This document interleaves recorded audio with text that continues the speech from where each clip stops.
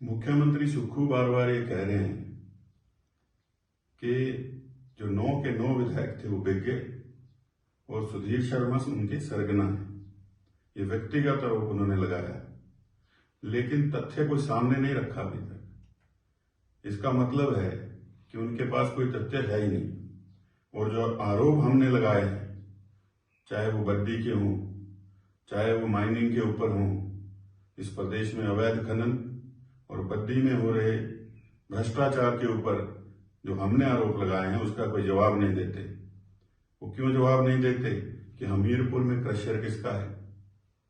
वो जवाब क्यों नहीं देते कि बद्दी में जो मेडिकल डिवाइस पार्क बनना था, उसके अंदर अवैध खनन कौन कर रहा है?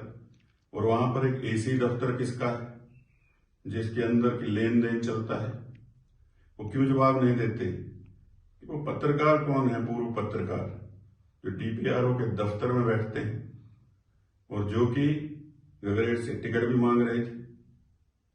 और सबसे बड़ा घोटाला जो वर्तमान सुक्खू सरकार ने आचार संहिता लगने के बाद किया है, वो शिमला की जो पीने के पानी की 24/7 की सप्लाई की जो स्कीम थी, उसका किया है।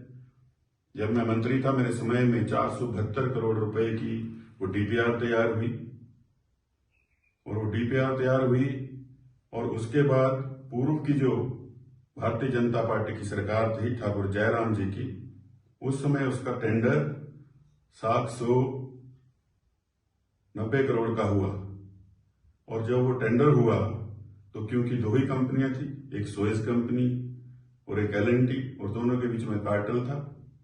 उस समय की भारतीय जनता पार्टी की सरकार ने भी उस टेंडर को निरस्त किया, कैंसिल किया, क्योंकि वो जो बिडिंग प्राइस था उसके ऊपर जो डीपीआर थी, उससे ऊपर उन्होंने उसको भरा था। कहां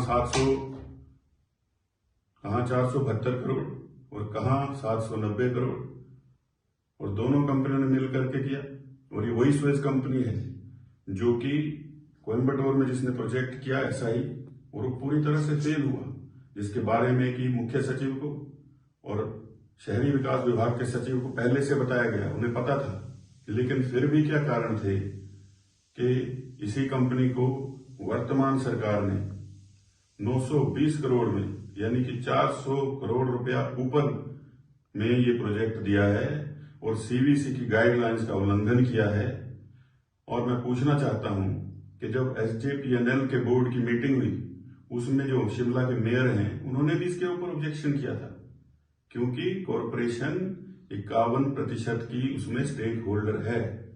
उन्होंने कहा था कि नहीं होना चाहिए, लेकिन फिर भी 14 मार्च को जो है वो सरकार इसकी स्वीकृति देती है। 15 मार्च को एसजेपीएनएल आचार संहिता के दौरान जो है वो सुएज के साथ एग्रीमेंट करता है और उनको काम दे देता है, और साथ में 100 करोड़ रुपए एडवांस भी दे देता है, जो कि आचार संहिता का उल्लंघन है। मैं जानना चाहता हूं कि 100 करोड़ रुपए क्यों दिया गया। और मुख्यमंत्री जी, आप बड़े आरोप लगाते हैं, मैं आपसे जानना चाहता हूं कि अभिषेक जोशी कौन है, जो आपके एक निजी सचिव को दिल्ली में मिला आचार संहिता के दौरान जब ये काम दे दिया गया? क्या आप बताएंगे? क्या आप इन प्रश्नों के उत्तर देंगे? हम जो भी प्रश्न करेंगे तथ्यों के साथ करेंगे और सच्चाई को जनता के सामने रखेंगे।